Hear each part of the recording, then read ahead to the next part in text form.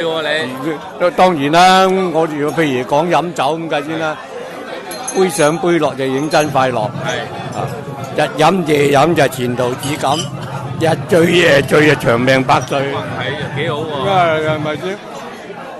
同埋呢啲金句好多都後生唔識嘅，日做夜做就自尋死路，日倒夜倒就光宗耀祖，日捱夜捱就遲早接埋，日威夜威就遲早瞓低。咪先？你話日做夜做就尋死路，自尋死啦！我日做夜做又唔飲酒，我死梗喎。咁咪唔興㗎，日倒夜倒又光宗耀祖啊！你話係咪先啦？你話邊個賭錢唔養妻活兒啊？係咪先啦？啱唔啱啊？好嘢喎，李大哥，你仲有好多金句㗎喎。啲金句講到天光都講唔晒啊！仲有啊，你話如果你唔飲酒咧，就冇交際應酬，就冇朋友啊。我呢啲都話咯，男人唔飲酒，邊有靚女跟你走啊？